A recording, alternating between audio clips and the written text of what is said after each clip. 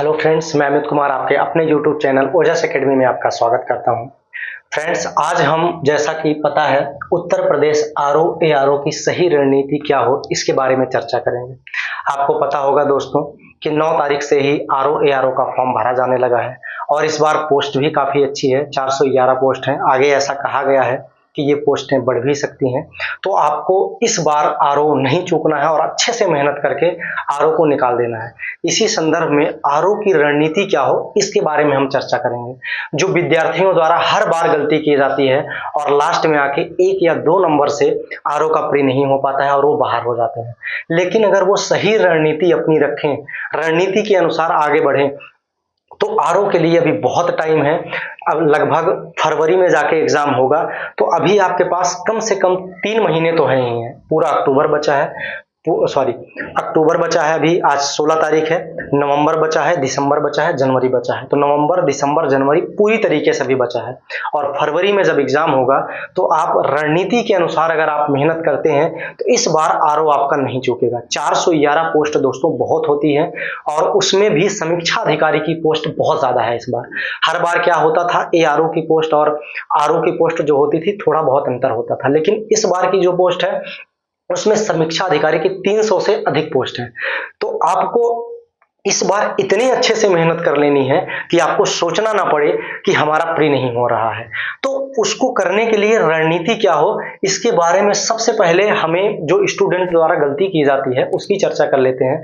कि स्टूडेंट को पता है, विद्यार्थियों को पता है कि सिलेबस हमको पता है, हाँ हिस्ट्री आ रही है, पॉलिटी आ रही है, ज्योग्राफी है, इन्वायरमेंट इकोलॉजी है, साइंस है और उसके बाद यूपी स्पेशल से संबंधित जानकारी है, करंट अफेयर है। इतना जान लिए और किसी कोचिंग का नोट्स या यूट्यूब पे क्लास लेना शुरू कर दिए। उसके अंदर नहीं देखा उन्होंने कि क्या क्या टॉपिक स्पेशल लिखा गया, किस पर हमें ज्यादा फोकस करना है, किस पर हमें कम फोकस करना है। इन सब चीजों को बिना ध्यान में रखे हुए फॉर्म भरने के बाद अंधाधुंध की तरीके से वो लग जाते हैं पढ़ने के लिए और अंत में इतना पढ़ने के बाद भी क्या होता है, उनसे क्वेश्चन नहीं बन पाता है और वो वहां ज्यादा पढ़ लेते हैं जहां से ज्यादा क्वेश्चंस आते नहीं है और उस टॉपिक को हल्का सा पढ़ के आगे निकल जा रहे हैं जहां से क्वेश्चंस ज्यादा आते हैं। अगर आप यूपी पीसीएस की तरीके से आरओ को भी लेंगे, उस तरीके से पढ़ेंगे तो आरओ आपका नहीं निकलेगा। क्यों? क्योंकि यहाँ पे कुछ टॉपिक आपको है जो स्पेशल तरीके से दिए गए हैं, उस पर आपको अधिक फोकस करना होगा। अभी हम चर्चा करेंगे ऐसे इसमें कौन कौन से टॉपिक हैं। आप देखेंगे तो थोड़ा समझ में भी आ रहा होगा कि कौन कौन से जीएस में ऐसे टॉपिक हैं जिस पर हमें ज्यादा फोकस करना है। तो इसको देखने के लिए सबसे पहले आपको सिलेबस पर अच्छी पकड़ होनी चाहिए, कौन कौन से ऐसे स्पेशल टॉपिक दिए गए हैं जिस पर हमें अधिक फोकस करना है। दूसरी चीज, प्रीवियस ईयर्स के जो क्वेश्चंस आए हुए हैं उसके आधार पर भी हम अपनी परीक्षा की रणनीति तैयार कर सकते हैं। लेकिन हम क्या करते हैं, बस क्वेश्चन को रट लेते हैं, ये देखते ही नहीं है कि किस टॉपिक से कितना क्वेश्चन आ रहा है और लास्ट में वही जाके होता है जो मैंने आपको पहले बताया। तो आइए उस चीज को हम देखते हैं जो सभी विद्यार्थियों द्वारा गलती की जाती है, उस गलती को आगे ना किया जाए, इसीलिए ये क्लास आज की इंपॉर्टेंट है। तो दोस्तों इस वीडियो को पूरा लास्ट तक देखिए और अंत तक आपको लगेगा कि हाँ ये गलती हमसे होती थी और ये गलती नहीं होगी, तो इस बार का जो आरओ होगा उसमें आपका भी नाम होगा। ठीक है दोस्तों, हम आगे चलते हैं। तो सबसे पहले देखिए दोस्तों इसमें क्या लिखा है, भारत का इतिहास। एक मिनट दोस्तों,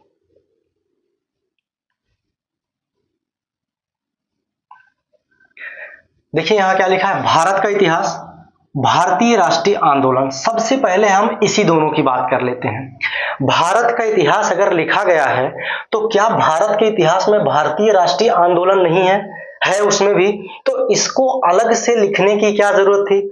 इसलिए फ्रेंड्स यहां लिखा गया अलग से क्योंकि यहां पर भारतीय राष्ट्रीय आंदोलन बहुत ही इंपॉर्टेंट हो गया है। जितना इंपॉर्टेंट भारत का इतिहास है वैसे ही इंपॉर्टेंस क्या रख रहा है, भारतीय राष्ट्रीय आंदोलन। इसका मतलब ये हुआ कि 1885 यानी कांग्रेस की स्थापना से लेकर भारत की आजादी तक जो क्वेश्चंस आएंगे वो यहाँ के बराबर या इससे ज्यादा भी हो सकते हैं। यानी इन दोनों टॉपिक में दोनों ही टॉपिक इंपॉर्टेंट है, लेकिन इसका सिलेबस बहुत बड़ा है।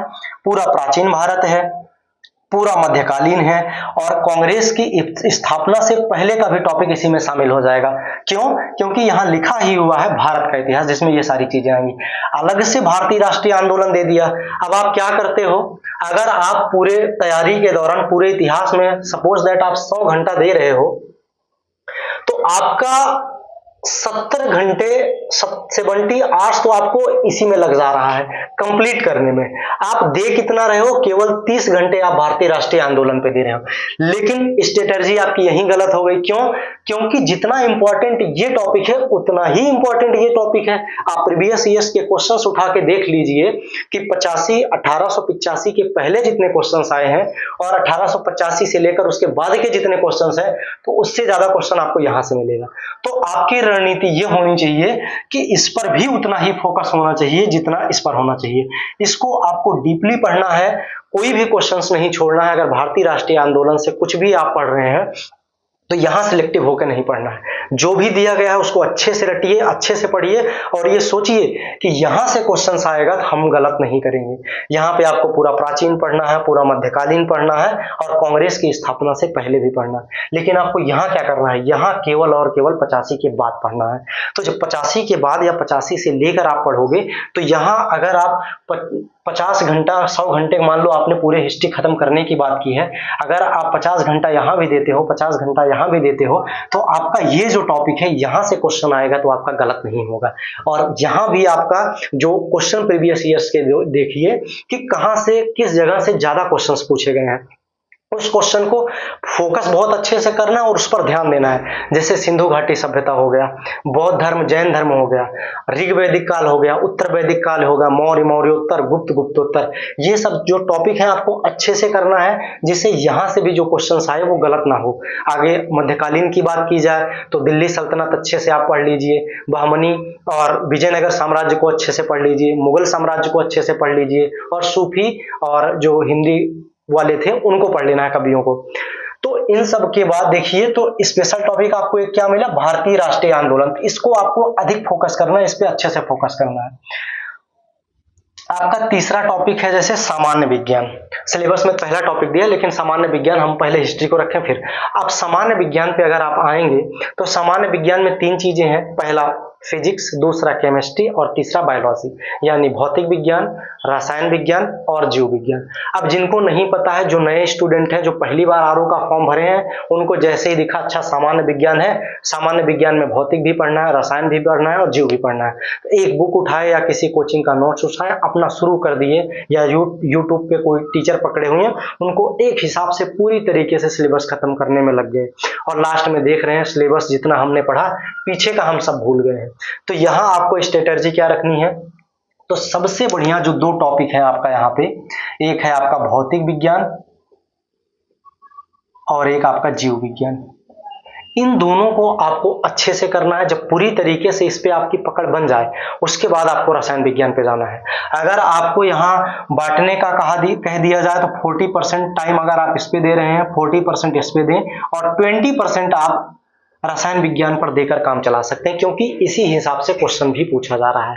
तो आपको ध्यान किस पे ज्यादा देना है, भौतिक विज्ञान पे और जीव विज्ञान पे। बच्चे गलती कहाँ करते हैं, तीनों को एक समान लेते हैं और पूरी तरीके से अपने हिसाब से पढ़ते हैं। आप केमिस्ट्री नहीं समझ में आ रही है, जो टॉपिक आप उसको ज्यादा से ज्यादा टाइम दे रहे हैं। अब सामने ये आ रहा है कि आप 30 घंटा यहाँ दिए, 30 घंटा यहाँ दिए, 40 घंटा आप दे दिए रसायन विज्ञान, जबकि वहां क्वेश्चन आना बहुत कम है। तो आप अपने सिलेबस के अकॉर्डिंग आप तैयारी करिए और जो क्वेश्चंस में आए हुए हैं प्रीवियस ईयर्स क्वेश्चन उसको देखते रहिए, बार बार देखते रहिए। तो इससे आपको पता चलेगा कहाँ पे हमें ज्यादा मेहनत करनी है और कहाँ पे कम मेहनत करिए, कहाँ है कि हाँ हम ऊपर ऊपर पढ़ के निकल जाएंगे, मेन जो बेसिक चीजें हैं उसको जानकारी होगी तो हम कर सकते हैं। ऐसे ही अगर हम चौथे टॉपिक पे आए, विश्व का भूगोल, भारत का भूगोल और प्राकृतिक संसाधन। देखो यहाँ भी आपको एक स्पेशल टॉपिक दे दिया, अलग से दे दिया, प्राकृतिक संसाधन। इसका मतलब फ्रेंड्स यहाँ ये हुआ, जितना इंपॉर्टेंट आपका विश्व का भूगोल है, जितना इंपॉर्टेंट आपका भारत का भूगोल है, उसी तरीके से इंपॉर्टेंस क्या रख रहा है, प्राकृतिक संसाधन। आप प्रीवियस ईयर्स क्वेश्चंस उठा के देखिए, प्राकृतिक संसाधन से हर बार 2 से 3 क्वेश्चन पूछा गया, कभी कभी 4 से 5 भी हो गए हैं। तो आपको प्राकृतिक संसाधन आपको नहीं छोड़ना है ये टॉपिक रटने वाला। बच्चे क्या करते हैं, भूगोल पता चल गया कि उनको हाँ भूगोल भी है, तो भूगोल में पूरा विश्व का भूगोल पढ़ लिए, पूरा भारत का भूगोल पढ़ लिए, लेकिन ये चीजें प्राकृतिक संसाधन को याद करने में कठिनाई होती है। कौन प्रथम स्थान पर है, उत्पादन किसका जहां कहाँ ज्यादा हो रहा है, भंडार कहाँ किस चीज का ज्यादा है, जो खनिज है हमारे या समुद्री संसाधन जो हमारे हैं, इन सब चीजों के बारे में जब करते हैं, याद करते हैं तो बहुत कठिनाई आती है। तो बच्चे क्या करते हैं, एक छोटा सा टॉपिक है हम इसको स्किप कर देते हैं। लेकिन सबसे बड़ी आप दोस्तों, सबसे बड़ी यही आप गलती करते हो, जो इस टॉपिक को आप स्किप कर देते हो। पूरा भूगोल आपने पढ़ लिया, पूरा भारत का भूगोल आपने पढ़ लिया, लेकिन प्राकृतिक संसाधन छोड़ दिया, तो आप सिलेक्शन से बाहर जा रहे हो। क्यों? क्योंकि जिस हिसाब से भारत का भूगोल इंपॉर्टेंस रख रहा है, विश्व का भूगोल इंपॉर्टेंस आपके लिए रख रहा है, उसी तरीके से प्राकृतिक संसाधन भी आपके एग्जाम के लिए बहुत ही इंपॉर्टेंट है। तो आप प्राकृतिक संसाधन पे स्पेशल अच्छे से मेहनत करोगे, क्योंकि और जब आप एग्जाम देते हैं तो भारत के भूगोल को अच्छे से पढ़ते हैं, विश्व के भूगोल को आप अच्छे से पढ़ते हैं, लेकिन प्राकृतिक संसाधन को मेन जो आए हुए क्वेश्चन है उसको पढ़ के छोड़ देते हैं। लेकिन आप देखिए आरओ में बहुत कम क्वेश्चंस रिपीट करते हैं, तो केवल आए हुए क्वेश्चन आरओ में जो है उसको करके जाओगे तो क्वेश्चन नहीं फंसा पाओगे। तो इसके लिए आपको करना क्या होगा, प्राकृतिक संसाधन में जो भी चीजें हैं आपको, जैसे यूरेनियम के उत्पादन में पहले स्थान पर कौन है, भंडार किसके पास सबसे ज्यादा, इसी प्रकार से कोयला, सोना, हीरे, इन सब के बारे में आपको रटा होना चाहिए, ऑप्शन नहीं मांगना चाहिए। अगर आपसे पूछे यूरेनियम के उत्पादन में प्रथम स्थान पर कौन है, तो आपको जबान पे रटा होना चाहिए, भंडार में कौन है, रटा होना चाहिए। इस हिसाब से जब प्राकृतिक संसाधन को आप करोगे तो आप देखोगे 3 से 4 क्वेश्चन जो आप कम समय में प्राकृतिक संसाधन, उस हिसाब से बहुत ज्यादा टाइम नहीं देना पड़ेगा। जैसे कि आप पूरा विश्व को भूगोल में आपको पढ़ने में बहुत टाइम लगेगा, भारत के भूगोल को पढ़ने में बहुत टाइम लगेगा, लेकिन प्राकृतिक संसाधन का जितना आप यहाँ टाइम दे रहे हो उसका आधा टाइम दे दोगे, प्राकृतिक संसाधन से क्वेश्चन गलत नहीं होंगे। लेकिन आप गलती यही कर देते हो, प्राकृतिक संसाधन जैसे आता है सोचते हो एक छोटा सा टॉपिक हम इसको छोड़ देते हैं, गलती यही हो जाती है। तो आपको फ्रेंड्स नहीं छोड़ना है, प्राकृतिक संसाधन पे स्पेशल आपको मेहनत करनी है और ये सोचना है कि यहाँ से कोई भी क्वेश्चन आएगा तो हम गलत नहीं करेंगे। अब तीसरा देखिए, 5वां टॉपिक देखिए, जनसंख्या, पर्यावरण, नगरीकरण, और ये किसके संदर्भ में, भारतीय परिप्रेक्ष्य में। अब सोचिए कि क्या भारत के भूगोल या विश्व के भूगोल में जनसंख्या, पर्यावरण और नगरीकरण नहीं आता है, तो इसको पूरे टॉपिक को ही अलग से क्यों ले लिया गया? क्योंकि आरओ के लिए जनसंख्या, पर्यावरण और नगरीकरण RO exam point of view से बहुत ही इंपॉर्टेंट है। जैसे एक टॉपिक ये पूरा है, वैसे ही देखो 5वें नंबर पे ये पूरा टॉपिक दिया है, तो यानी ये पूरा टॉपिक जितना इंपॉर्टेंट है वैसे ही आपका ये जनसंख्या, पर्यावरण और नगरीकरण किसके संदर्भ में, भारतीय परिप्रेक्ष्य संदर्भ में। इसीलिए आप देखिए आरओ के क्वेश्चन में जनगणना से क्वेश्चंस आपको दिखते हैं, जनसंख्या से क्वेश्चन आपसे पूछते हैं, जनसंख्या से संबंधित थ्योरी आपसे पूछ लिया जाता है, जैसे माल्थस सिद्धांत क्या है। तो ये इसलिए आपसे पूछता है क्योंकि ये सिलेबस में डिफाइन कर रखा है कि जनसंख्या से हम स्पेशल क्वेश्चन पूछेंगे, नगरीकरण से हम स्पेशल क्वेश्चन आपसे पूछेंगे, पर्यावरण से क्वेश्चन आपके बढ़ेंगे, इंपॉर्टेंस रहेंगे। तो इस वजह से इन तीनों चैप्टर को भी, जनसंख्या को आपको बहुत अच्छे से करना है, पर्यावरण को आपको बहुत अच्छे से करना है और नगरीकरण को आपको बहुत अच्छे से करना है। तो ये तीनों टॉपिक को आपको छोड़ना नहीं है। जिस हिसाब से आप ऊपर के टॉपिक को मेहनत करोगे उसी हिसाब से जनसंख्या को भी, पर्यावरण को भी और नगरीकरण को छोड़ना नहीं है, इनमें से एक भी टॉपिक। यहाँ छोटे छोटे टॉपिक है, इसको 8 बार 9 बार 10 बार पढ़ लो कि जनसंख्या से क्वेश्चन आए, पर्यावरण से क्वेश्चन आए, नगरीकरण से आए, तो गलत नहीं होगा। क्यों ऐसा बता रहा हूं, क्योंकि विश्व का भूगोल हमेशा पढ़ते हो, कोई भी एग्जाम दोगे विश्व का भूगोल पढ़ोगे, कोई भी एग्जाम दोगे भारत का भूगोल पढ़ोगे। स्किप कहां करते हो, प्राकृतिक संसाधन स्किप कर दिए, जनसंख्या स्किप कर दिए, पर्यावरण पढ़े आगे चल के स्किप कर दिए, नगरीकरण आपने स्किप कर दिया, सोच रहे हो नगरीकरण में क्या पढ़े। तो लेकिन जब आप डिफाइन करेंगे, नगरीकरण के बारे में डाल के देखेंगे तो आपको समझ में आएगा कि कितनी सारी चीजें हैं जो जनसंख्या से रिलेटेड है, पर्यावरण एनवायरनमेंट से रिलेटेड है और नगरीकरण से रिलेटेड है। तो इसका मतलब ये भी टॉपिक आपका बहुत ही इंपॉर्टेंट है, बहुत अच्छे से इसको मेहनत करनी है।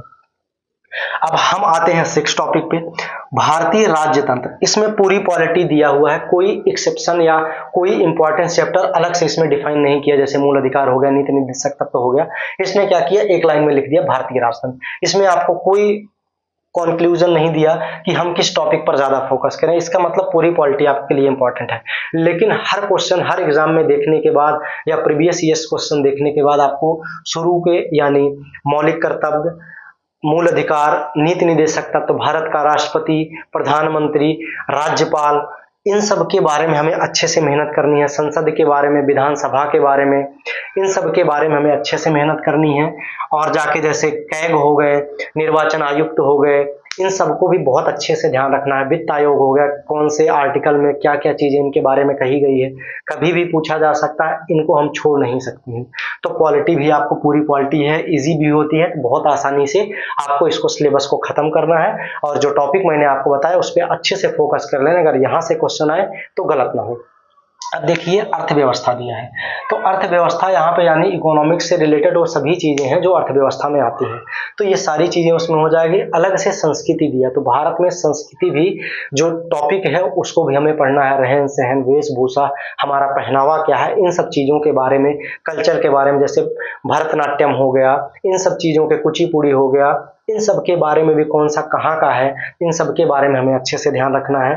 तो इसको भी, कल्चर के पार्ट को भी हमें अच्छे से करना है। ठीक है दोस्तों, अब सोचो 7वां टॉपिक ऐसे दे दिया जो अर्थव्यवस्था में मिक्स है सब। अर्थव्यवस्था में भारतीय कृषि भी है, वाणिज्य भी है, व्यापार भी है, तो ये तीनों को अलग से दिया क्यों? अब आप क्या करते हो, अर्थव्यवस्था में आप हमेशा लगे रहते हो, repo rate, reverse repo rate, SLR, CRR, इन्हीं सब में लगे रहते हो। यहाँ जितना आपका अर्थव्यवस्था इंपॉर्टेंट है उससे कहीं ज्यादा ये 3 टॉपिक इंपॉर्टेंट है। कौन? भारतीय कृषि, वाणिज्य एवं व्यापार। छठे टॉपिक में देखिए क्या क्या दिया है, पूरी पॉलिटी है, अर्थव्यवस्था है और संस्कृति भी है। 7वें टॉपिक देखिए कितना ज्यादा इंपॉर्टेंट है आपके लिए, जो एग्जाम में आप छोड़ देते हो। कृषि है, हल्का सामने पढ़ा, पढ़ के निकल गए। वाणिज्य है, पढ़ा हल्का सा, पढ़ के निकल गए। व्यापार को देखा, पढ़ के निकल गए। तो कोई भी एग्जाम होता है, देने जाते हो तो कृषि, वाणिज्य और व्यापार पर आप लोग कम फोकस करते हो, लेकिन आरओ का एग्जाम ऐसा है जहां पे आपको बहुत मेहनत करनी है, कृषि के संदर्भ में, वाणिज्य के संदर्भ में, व्यापार के संदर्भ में। तो इसको आपको नहीं छोड़ना है, इसको बहुत अच्छे से करना है। इससे ज्यादा यानी अर्थव्यवस्था से ज्यादा आपको इन तीनों टॉपिक पर इसके बराबर भी ध्यान दे देंगे तब भी ये आपका काम हो जाएगा। तो इस टॉपिक को आपको नहीं छोड़ना है। यहाँ मैंने आपको बताया जैसे बैंकिंग से रिलेटेड कुछ चीजें देख लो। अब यहाँ पे व्यापार में आ जाए, जैसे भुगतान संतुलन हो गया, वाणिज्य में कौन सा व्यापार कहाँ हो रहा है, किस चीज का हो रहा है, भारतीय कृषि में कौन सा उपजाऊ किस जगह हो रहा है, भारत में कौन कौन से क्षेत्र ऐसे हैं जहाँ गन्ने का उत्पादन हो रहा है, चावल का उत्पादन हो रहा है, किस सब्जी के उत्पादन में कौन कौन से ऐसी सब्जियां हैं जो भारत प्रथम स्थान पर है विश्व में। तो ऐसे जो क्वेश्चन बन रहे हैं वो यहीं से आएंगे। आप देखिएगा कि हर बार 3 से 4 क्वेश्चन केवल इसी एक टॉपिक से, और ये छोटे छोटे टॉपिक हैं, व्यापार है, वाणिज्य है, भारतीय कृषि है। पूरा अर्थव्यवस्था पढ़ोगे तो हो सकता है आप 4 से 5 क्वेश्चन ना सही कर पाओ, लेकिन केवल भारतीय कृषि, वाणिज्य और व्यापार पढ़ लोगे तो यहाँ से आप 5 से 6 क्वेश्चन इजिली टैकल कर लोगे। तो यही सब आप गलती करते हो जो लास्ट में जाके आपके समझ में नहीं आता कि यार ये उत्पादन से संबंधित कौन कौन सा देश दे दिया, कहाँ उत्पादन हुआ, इसका समझ ही नहीं आया।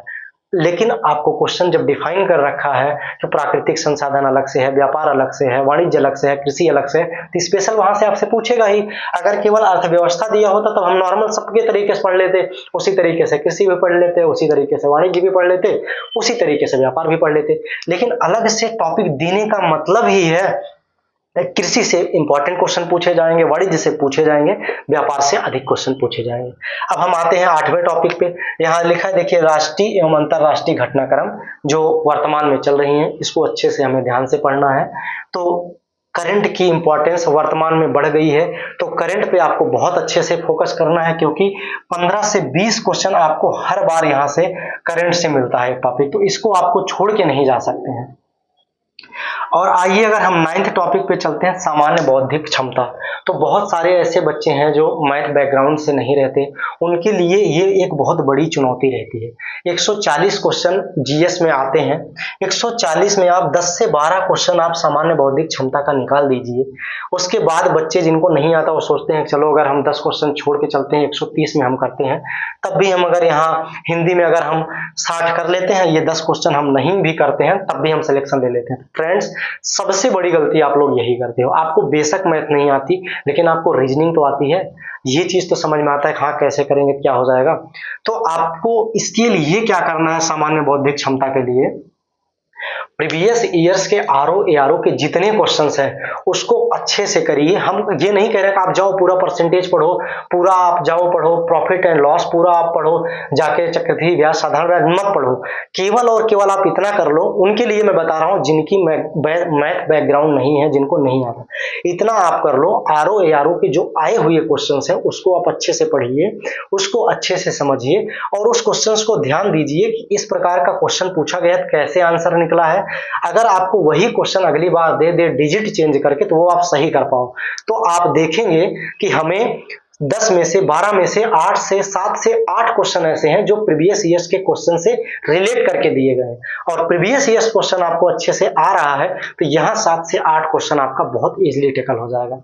और थोड़ा अगर आप और अच्छे से मेहनत करना चाहते हो, अभी आपके पास टाइम है, तो जैसे आरओ के क्वेश्चंस आए हुए हैं उसी आधार पर जो यूपी पीसीएस में सीसेट के पेपर में क्वेश्चंस हैं उनको भी जाके सॉल्व कर लीजिए। कई बार ऐसा देखा गया है कि आरओ एआरओ से रिलेटेड जो हैं वो तो पूछे जा रहे हैं, लेकिन पीसीएस में जो क्वेश्चंस आ चुके हैं उसके संदर्भ में उसी के आधार पर डिजिट चेंज करके आरओ में भी वो क्वेश्चन दे दे रहे हैं। तो वहां से भी आपकी हेल्प मिल जाएगी। बिना पूरी तरीके से मैथ को पढ़े हुए 10 से 12 क्वेश्चन में 7 से 8 क्वेश्चन आप इजिली टेकल कर लोगे जिनको मैथ नहीं आती। और जिनको मैथ आती है, जो मैथ बैकग्राउंड से हैं, उनका टारगेट ये होना चाहिए कि जितने क्वेश्चन सामान्य बौद्धिक क्षमता से आए, 10 आ रहे हैं तो 10 के 10 सही होने चाहिए, 12 आए तो 12 के 12 सही होने चाहिए। तो यहां कोई एक्सक्यूज नहीं होना चाहिए कि नहीं अगर 12 आ रहा है तो हम 10 सही कर लेंगे, बस नहीं, आपको 12 तो 12 चाहिए। यहाँ पे मत आपको सिलेक्टिव होइए कि नहीं हमें ये छोड़ देंगे, उसको अच्छे से करिए। क्योंकि आपकी मैथ बैकग्राउंड है, आप अच्छे से कर रहे हैं।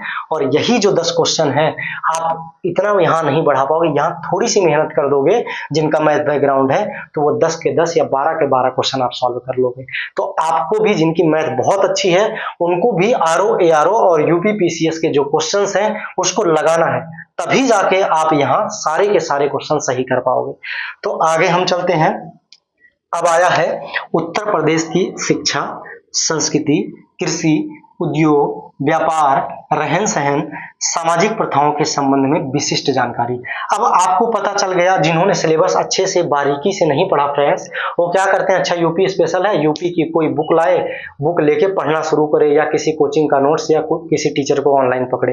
अब पूरी तरीके से, चाहे वो किसी सब्जेक्ट के लिए पढ़ा रहा हो, पीसीएस मेंस के लिए पढ़ा रहा हो, कुछ भी पढ़ा, आप पढ़ना शुरू कर देते हो। आप सिलेबस नहीं देखते, बस आपको इतना पता है उत्तर प्रदेश से 10 से 12 क्वेश्चन या 16 क्वेश्चन पूछते हैं, हमें उत्तर प्रदेश अच्छे से करना, आप पूरा लेके रखने पड़े हो। लेकिन जब एग्जाम में जाते हो तो आपको लग रहा है कि 16 क्वेश्चंस में आपके 6-7 भी नहीं सही हो रहे हैं। क्यों? क्योंकि आपने उस टॉपिक पे फोकस ही नहीं किया, उस टॉपिक में आप गहराई में गए ही नहीं, जो टॉपिक वहां सिलेबस में डिफाइन किया गया था। उस टॉपिक को गहराई से पढ़िए, तब जाके आपको 16 में से 10 से 12 क्वेश्चन, 13 क्वेश्चन सही हो जाएंगे। कितना भी आप पढ़ लो तब भी 1-2 क्वेश्चन तो गलत ही होंगे, लेकिन अगर ढीले रहोगे तो 7 से 8 पे आ जाओगे। तो यहां भी आपको क्या करना है, यूपी की शिक्षा बहुत अच्छे से पढ़ना है, संस्कृति पर बहुत अच्छे से ध्यान देना है, यूपी में कृषि से संबंधित सभी जानकारी अच्छे से रखनी है, उद्योग के बारे में हमें विस्तृत जानकारी रखनी चाहिए, व्यापार से संबंधित अच्छी चीजों का हमें ध्यान रखना है, हमारा रहन सहन कैसे है यूपी का वो देखना है, सामाजिक प्रथाएं क्या है यूपी की वो चीजें देखना है। जब इन सब टॉपिक को आप अच्छे से कर लोगे जो स्पेशल डिफाइन किया गया है, तब आपको लगेगा कि ये बहुत ही अच्छा है, और आप इस तरीके से पढ़ोगे 1 महीने, कुछ नहीं मैं कह रहा हूं, अभी आज जो है इसके बाद से 1 महीने तक जिस हिसाब से मैंने आपको बताया, सबसे पहले वो टॉपिक आप ले लीजिए, जैसे भारतीय राष्ट्रीय आंदोलन हो गया, जनसंख्या, पर्यावरण, नगरीकरण हो गया, प्राकृतिक संसाधन हो गया, भारतीय कृषि हो गया, वाणिज्य हो गया, व्यापार हो गया, और सामान्य बौद्धिक क्षमता जिसकी कमजोर है वो ले लो। आप देखेंगे यही टॉपिक आप पिछले 15-20 दिन में अच्छे से आप कर लो, उसके बाद किसी भी कोचिंग का आप टेस्ट देने जाओ, आप 10 से 12 क्वेश्चन केवल 15 से 20 दिन के अंदर ना बढ़ जाओ तो बताओ आप फिर क्या करते हो। सबसे पहले आप जाओगे, भारत का इतिहास पूरा पढ़ोगे, भारतीय राष्ट्रीय आंदोलन पढ़ोगे, विश्व का भूगोल पढ़ोगे, भारत का भूगोल पढ़ोगे, इसको छोड़ोगे, इसको छोड़ोगे, इसको छोड़ोगे, पर्यावरण पे आओगे, इसी हिसाब से पूरी पॉलिटी पढ़ोगे, पूरी अर्थव्यवस्था पढ़ोगे, संस्कृति छोड़ दोगे, इसको लगेगा चलो हमने अर्थव्यवस्था में पढ़ लिया, इसको छोड़ो, हम आ जाते हैं डायरेक्ट इस पे, फिर बौद्धिक क्षमता में उत्तर प्रदेश पढ़ लेते हैं। तो यही चीजें आपकी गलती होती। पहले वो छोटे छोटे टॉपिक उठाइए जहां अलग से सिलेबस में डिफाइन किया गया है। जब इस तरीके से आप पढ़ोगे तो आप देखोगे केवल 15 से 20 दिन के अंदर आप 10 से 12 क्वेश्चन का लीड ले लोगे, और फिर दोबारा जब आप हमेशा पढ़ते रहते हो, इसको आपको पढ़ने में ज्यादा टाइम भी नहीं लगेगा, पढ़ के तब सॉल्व करोगे क्वेश्चन जाके, तो आपको लगेगा कि हम प्री क्वालिफाई के एकदम नजदीक है। और 3 महीने हमारे लिए पर्याप्त टाइम है, कोई कमी नहीं है टाइम का, बहुत टाइम है। आप 7 से 8 घंटा डेली ईमानदारी के साथ पढ़िए, आपका आरओ होने से कोई नहीं रोक सकता। केवल रणनीति पे आपको ध्यान देना है, ऐसा नहीं कि आप पागलों की तरीके से पढ़ रहे हैं, बस हिस्ट्री है शुरू कर दिया पढ़ने। हिस्ट्री में टॉपिक देखिए कहां से बार बार क्वेश्चन पूछे जा रहे हैं। भारत का इतिहास है, भारत के इतिहास में कौन कौन से ऐसे टॉपिक हैं जहां से पूछा जा रहा है क्वेश्चन, उस टॉपिक को गहराई से जाके देखिए और पढ़िए। और जहां से कभी कभार एक आध क्वेश्चन आता है उसको बस हल्के से ऊपर ऊपर देख लीजिए, निकल जाइए। इस हिसाब से जब आप पढ़ेंगे, इन सब चैप्टर पे फोकस करेंगे, तो आपको लगेगा कि हाँ अब अगर क्वेश्चन आएगा तो आरओ होने से हमें कोई नहीं रोक सकता। ठीक है दोस्तों, अब हम थोड़ा हिंदी की भी बात कर लेते हैं, जो बहुत ही डिसाइडिंग पेपर है। और यहाँ जिनका 55 से प्लस गया वो उनका चांसेस बहुत ज्यादा बढ़ जाता है प्री क्वालिफाई करने का। और जो स्टूडेंट 50 के नीचे आए वो कितना भी जीएस में ला लो, वो प्री क्वालिफाई नहीं कर सकते। इसलिए आपको हिंदी में भी बहुत अच्छे से मेहनत करना है। बहुत एक्सेप्शन में ऐसे बच्चे होंगे कि जिनका हिंदी में 50 से नीचे हो और वो आरओ में से प्री क्वालिफाई की हूं। इसका मतलब आपको ये है, आपका टारगेट यहां होना चाहिए 55 प्लस, और बहुत अच्छे से आप करोगे तो 60 के 60 क्वेश्चन हिंदी में आप सही कर सकते हो। वो चीजें मैं अभी आपको इसके बाद बताने चल रहा हूं कि आप किस हिसाब से आपकी हिंदी में स्ट्रेटजी हो जिससे यहां क्वेश्चन ना गलत हो। जो ह्यूमन मिस्टेक 1-2 क्वेश्चन होता है उसको छोड़ दिया जाए तो आपका कम से कम 55 से 58 क्वेश्चन सही होना चाहिए। और बार बार टेस्ट दे के गुजरोगे आप तो 60 के 60 भी हिंदी में आप कर सकते हो। ठीक है दोस्तों, अब हम आते हैं आरओ हिंदी पे। ठीक है, तो चलिए हम इस पे आते हैं, इसको मिटा देते हैं। 2-3 चीजें हैं हमारे पास।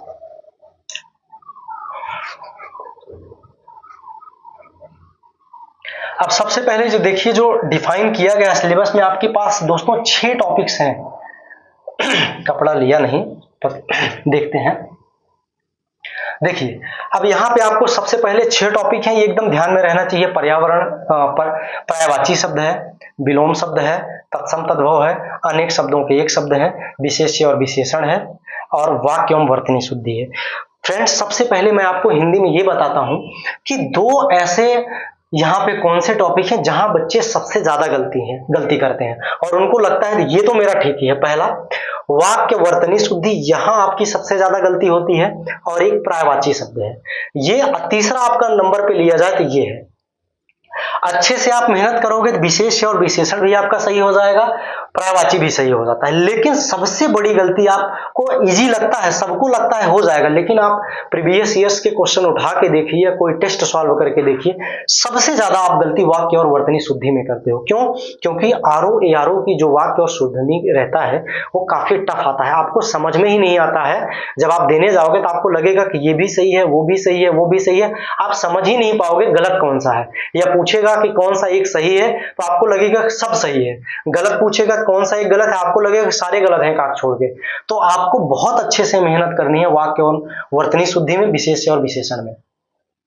अब जो गलतियां होती हैं, जैसे पर्यायवाची शब्द है, तो आप फ्रेंड्स करते क्या हो, पर्यायवाची शब्द जैसे आपको मिला अच्छा पर्यायवाची शब्द आता है, तो बच्चे जो आरओ एआरओ की तैयारी कर रहे हैं अधिक से अधिक स्टूडेंट क्या करते हैं कि आदित्य पब्लिकेशन की हिंदी की बुक है उसको उठा के लाते हैं और जितना पर्यायवाची दिया गया है एक तरफ से रटना शुरू करते हैं।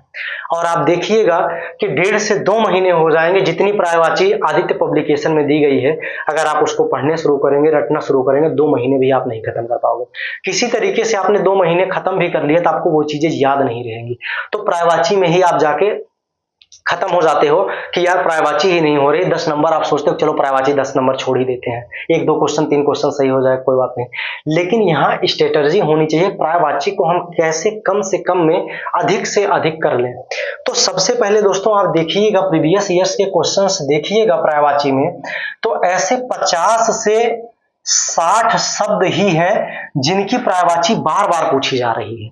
अगर ये 50 से 60 पर्यायवाची आपने कर लिया तो आपको 10 में से 10 या तो 9 से कम आप पर्यायवाची सॉल्व नहीं करोगे, ये एकदम गारंटी के साथ कह रहा हूं। आप उस चीज को देखिए जो बार बार क्वेश्चन पूछे जा रहे हैं। अब आप पागलों की तरीके से, अंधाधुंध की तरीके से आदित्य पब्लिकेशन लिए और रटना शुरू कर दिए।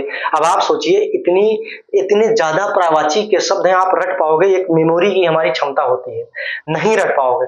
तो प्रीवियस ईयर्स के क्वेश्चंस देखिए, और वो 40 से 50 यानी 50 से 60 शब्द कौन कौन से हैं जिनकी पर्यायवाची बार बार पूछी जा रही है। यदि हम उसी को अच्छे से कंठस्थ कर लें, अच्छे से याद कर लें, वहां से क्वेश्चन आए तो गलत नहीं होगा। तो 8 से 9 क्वेश्चन तो आप 100% सही कर लोगे, केवल 3 से 4 दिन की तैयारी में, पर्यायवाची में। और वो 50 शब्द हम अपनी क्लास में आपको खुद कराएंगे। लेकिन एक चीज आपको यहां ध्यान रखना पड़ेगा कि ये 50 से 60 शब्द जो हैं, उनका जैसे एक शब्द हमने ले लिया, मान लो इंद्र। इंद्र का केवल हम 6 से 7 शब्द नहीं कराएंगे, 20 से 25 शब्द होंगे जो आपके जबान पे रटा होना चाहिए। ऐसे 60 शब्द के 20-20, 25-25 पर्यायवाची हैं, उसको याद करना है। और अगर आपको आरओ में सिलेक्शन लेना है तो याद करना ही पड़ेगा, इसमें कोई ऑप्शन नहीं है। अगर आप सोचोगे कि एग्जाम में आएगा हम ऑप्शन से सही कर लेंगे, तो आप नहीं सही कर पाओगे, प्रेशर होता है, गलतियां हो जाएंगी। तो इसलिए ये 50 से 60 शब्द मैं आपको बता रहा हूं, जब मैं खुद कर रहा था, केवल एक दिन में पर्यायवाची की 50 से 60 शब्द हमने याद किए थे। और जब एग्जाम में जाके देखा तो 10 के 10 पर्यायवाची इसी 50 से 60 शब्द में फंसे थे। ये सिर्फ पिछली बार की आरओ की बात नहीं कर रहा हूं, 2016 की बात नहीं कर रहा हूं मैं। कभी भी आप किसी भी सब्जेक्ट, किसी भी साल का उठा के देखिए, इसी 50 से 60 शब्द में से वो सारी पर्यायवाची मिल जाएंगी। बस आपको याद होना चाहिए कि अंदर का कोई एक शब्द दे दे और पर्यायवाची पूछे तो वो चीज आपको पता होनी चाहिए। तो अच्छे से, जिस हिसाब से हमें चीजें रटी रहती हैं, जिस हिसाब से हम किसी का नंबर याद किए रहते हैं, ये फला फला नंबर है, इस व्यक्ति का है, उसी हिसाब से इस पर्यायवाची को हमें रटना होगा, तभी जाके हम पर्यायवाची में 10 में 10 सही करेंगे। ठीक है दोस्तों, तो पर्यायवाची से संबंधित जो समस्याएं आपकी हैं, हम क्लास में ही अपने इसको शुरू करेंगे और केवल 50 से 60 शब्द, मैक्सिमम 60 शब्द होंगे, इसको कराऊंगा। और अच्छे से आप नोट्स बना के, जब आपको पढ़ना है पर्यायवाची, यही 60 शब्द आप पढ़िए और इस 60 शब्द की जितनी भी पर्यायवाची हैं उसको कंठस्थ करिए, याद करिए। आप देखेंगे कि कोई भी एग्जाम देंगे आरओ का, उसमें आपकी पर्यायवाची गलत नहीं होगी। अब दूसरे पे हम आते हैं, विलोम शब्द। विलोम शब्द भी जनरली आप पढ़ोगे, 2-3 बार पढ़ोगे तो आपको 60 से 70% शब्द आपको अच्छे से पता चल जाएंगे कि इसका विलोम क्या है। जो 30% वर्ड आपके बचेंगे, मान लो 1000 टोटल विलोम शब्द आपने पढ़ा, 1000 टोटल विलोम शब्द पढ़ा, तो 70% मतलब 700 विलोम शब्द तो अब आपके सामने आएगा तो आप बता दोगे। लेकिन अभी भी 300 शब्द ऐसे हैं जो आपको लग रहा है अगर सामने आएगा तो हम कंफ्यूज करेंगे। ये आपको पता कैसे चलेगा? जब आपने 2 बार 3 बार आपने पढ़ लिया तो विलोम शब्द को छुपाइए, जो उसका विलोम है उसको छुपाइए और सोचिए कि इसका विलोम ये है, इसका विलोम ये है। देखेंगे आप 60 से 70% आप बिना देखे आप उसको अपने आप से बोलना शुरू कर दिए कि इसका विलोम ये होगा, इसका विलोम ये होगा। तो ऐसे 30 से 40% शब्द बचेंगे जो आपको बार मतलब दिमाग में नहीं आ रहा है, मन में है लेकिन बोल नहीं पा रहे हो, तो उसको जैसे देखोगे एक शब्द समझ में आ जाएगा। तो आपको वो 300-400 शब्द 3 से 4 पेज में लिख लेना है। और जब जब आपको विलोम शब्द रिवीजन करना है, उस 300-400 शब्द को ही सबसे पहले रिवीजन करना है। और फिर जाके 10 से 15 मिनट में ये जो 700 अगर 1000 कर रहे हो या 2000 कर रहे हो, जितना भी कर रहे हो, तो जहां जहां आपको 3 से 4 बार पहले आप विलोम शब्द पढ़िए। पढ़ने के बाद आपको, उसके बाद जब आप बंद करके, विलोम शब्द को बंद करके आप पढ़ रहे हैं, जिस शब्द को आप खुद से नहीं बोल पा रहे हैं उस शब्द को पेज में उतार लीजिए। ऐसे 300 से 400 शब्द होंगे जो आपको बार बार पढ़ोगे और 2-3 बार फिर इसको 300-400 शब्द को पढ़ोगे तो 100-200 बचेंगे। इस प्रकार से जब बार बार करोगे तो एक टाइम ऐसा आ जाएगा पूरा विलोम शब्द आप बिना देखे बोल दोगे। आपको ऑप्शंस की जरूरत, हिंदी में किसी भी टॉपिक में आपको ऑप्शंस की जरूरत नहीं होनी चाहिए, आपको याद होना चाहिए, तभी आप 60 में 60 कर पाओगे। बच्चे गलती क्या कर रहे हैं, हर बार पढ़ लिए, दिमाग में है, क्वेश्चन में आएगा, देखेंगे अच्छा ऑप्शन के हिसाब से ये नहीं, ये सही होगा, और कई बार सही भी हो जाता। लोग सोचते हैं हमने पर्यायवाची के सारे शब्द कर दिए, अनेक शब्दों के एक शब्द हमारा सारा सही हो रहा है। लेकिन ये समझ लो कि आपकी गलती भी हो सकती है जब आप एग्जाम में जाओगे। क्यों? क्योंकि वहां प्रेशर ज्यादा होता है। तो आपको बिना ऑप्शंस के, यानी विलोम शब्द को बिना ऑप्शन के रटना है, देखना ना पड़े। आप क्वेश्चन सॉल्व कर रहे हो, विलोम शब्द, कोई शब्द आया, उसका विलोम पूछा जा रहा है, तो शब्द देखते ही आपका विलोम अपने आप से मन में आना चाहिए। इस हिसाब से जब आपकी तैयारी होगी तब जाके आप 60 में 60 हिंदी में करोगे, नहीं तो 55 के प्लस तो रहोगे ही रहोगे आप। इसी प्रकार से जैसे मैंने विलोम शब्द में बताया, ऐसे तत्सम तद्भव शब्द में 6 से 7 ऐसे ट्रिक हैं जो आपको मैं बताऊंगा, और क्लास के दौरान ही जो 6 से 7 ट्रिक हैं उसी में एक्सेप्शन भी होता है कि जैसे हम एक दो आपको बता रहे हैं, जैसे सीटी वाला सा जो होता है इसको, और सरौता वाला सा, ये सा जहां भी दिखेगा ट्रिक के हिसाब से तत्सम में होगा, और ये वाला सा हमेशा तद्भव में होगा। इसी प्रकार से छतरी वाला छा और छतरी वाला छा, ये छा जहां दिखेगा वो तत्सम होगा, और ये वाला छा जहां दिखेगा वो तद्भव होगा। इसी प्रकार से बिंदी, जिस शब्द में बिंदी लगी होगी और जिस शब्द में चंद्र बिंदी लगी होगी, बिंदी वाला शब्द हमेशा तत्सम होगा और चंद्र बिंदी वाला शब्द हमेशा तद्भव होगा। इसी प्रकार से रा की बात करें तो ये वाला रा और यहाँ जो रा लगता है और री वाला, ये कहीं भी लगेगा तो ऐसा कहा जाता है वो तत्सम होगा, और जो बचा वो तद्भव होगा। तो इन सब को जब हम पढ़ेंगे तो हम बस यही पढ़ लेते हैं और सोचते हैं तत्सम तद्भव तो बहुत इजी है, लेकिन आपसे क्वेश्चंस कहाँ पूछा जा रहा है, इसका अपवाद पूछा जा रहा है, इसका अपवाद पूछा जा रहा है। कोई ऐसा शब्द जहां पे सा हो और वो तत्सम हो। सा आपने जैसे देखा ट्रिक के हिसाब से ये तद्भव है और आपने तद्भव लगा दिया, बाद में आके खुश भी हो गए बाद में, लेकिन आप आके देख रहे हो तो तत्सम नहीं तद्भव था, यह तद्भव नहीं तत्सम था। तो ऐसे जो एक्सेप्शन है, यानी सा से बनने वाले ऐसे शब्द, इस वाले सा से बनने वाले ऐसे शब्द जो तत्सम ना होकर तद्भव है, आपको इस पर ध्यान देना है, इस पर मेहनत करनी है। ऐसे 10 से 12 शब्द 15 शब्द जितने भी हों उस पर ध्यान देना है। इस वाले सा की बात आ गई तो इस सा की बात आ गई तो ऐसे शब्द को हमें ध्यान रखना है जो तद्भव ना होकर तत्सम है।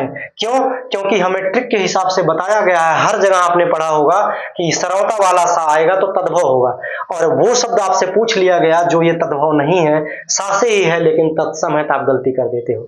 ऐसे 6 से 7 ट्रिक में जितने भी एक्सेप्शंस हैं, अगर आपने उसको पढ़ लिया, समझ लिया, तो आपका तत्सम तद्भव में गलतियां नहीं होगी। गलती क्यों होती है ट्रिक के बाद? क्योंकि आपने केवल ट्रिक पढ़ी, जो उसके अपवाद वाले शब्द हैं उसको आपने नहीं पढ़ा।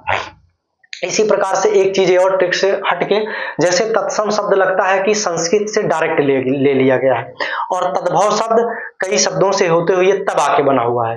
तो जो आसान भाषा में, देहाती भाषा में बोला जाता है वो तद्भव हो गया, और तत्सम शब्द थोड़ा समझ में आता है, जैसे पत्ता ये तद्भव शब्द है, पन्ना ये तत्सम शब्द है। तो आपको लग रहा है कि अच्छा ये लोटा इस तरीके से आएगा तो हम तद्भव बोलेंगे। तो ऐसे भी आपको शब्द देखना है कि कौन से बहुत इजीली शब्द हैं जो तत्सम में है, उन शब्द को भी आपको ध्यान से रखना है कि जो ऐसा लग रहा है कि देहात टाइप का या आम बोलचाल की भाषा में बोला जाता है वो तद्भव है, लेकिन वास्तव में वो तत्सम है। उस शब्द को भी ऐसे 40 से 50 शब्द होंगे, उस शब्द को हमें ध्यान में रखना है और एक पेज में नोट्स बना के लिख लेना है।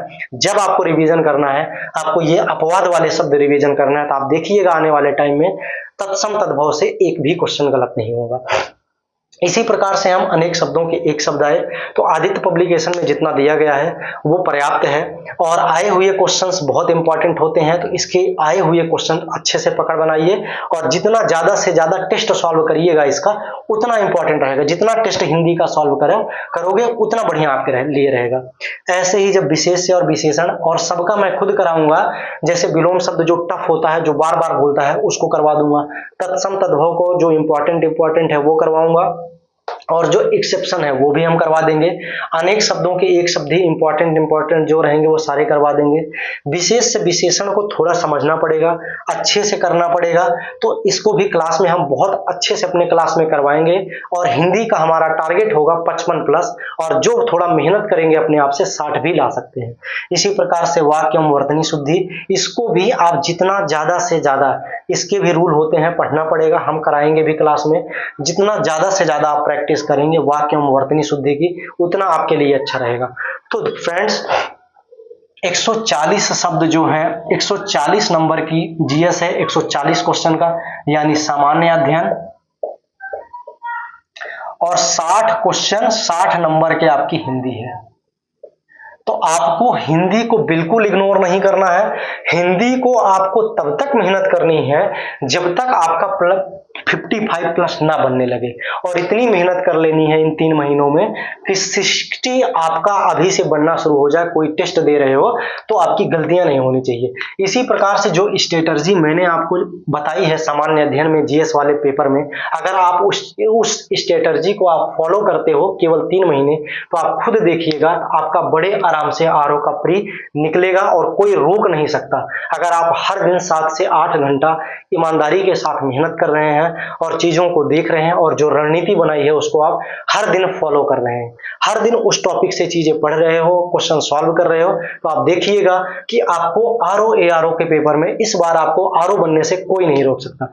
हमारी मनोकामना आपके साथ है, हमारा आपके साथ हमेशा जुड़ाव रहेगा। फ्रेंड्स, आप जैसे ही इसको पढ़ना शुरू करेंगे, मेहनत के साथ पढ़िए, टेस्ट लगाते रहिए और आगे की रणनीति बनाते रहिए। हम किस प्रकार से टेस्ट दें, किस प्रकार से हिंदी में पूरा लाएं, कौन कौन सा टॉपिक अभी हमारा छूटा रह गया है, अगर हमने कृषि पढ़ा तो उसमें अभी भी हमारी गलती क्यों हो रही है, अगर वो गलती हो रही है तो कहाँ हो रही है, कौन सा टॉपिक वीक है। इन सब चीजों को हर दिन सोचिए, हर दिन इस बारे में सोचिए कि किस प्रकार से हमें इस बार आरओ बन के जाना है। अगर ये दिमाग में आपका चल रहा है तो इस बार आप आरओ जरूर बनेंगे। इसी के साथ दोस्तों हम अपनी क्लास को खत्म करते हैं। आप कमेंट सेक्शन में बताइएगा कि दोस्तों जो आज हमने आपको बताया, जो बच्चे गलतियां करते थे उसको मैंने आपको बताया, ये चीजें हमारी आपको कैसी लगी। अगर आपको हमारी वीडियो अच्छी लगी तो लाइक, शेयर और सब्सक्राइब जरूर करिएगा दोस्तों। धन्यवाद।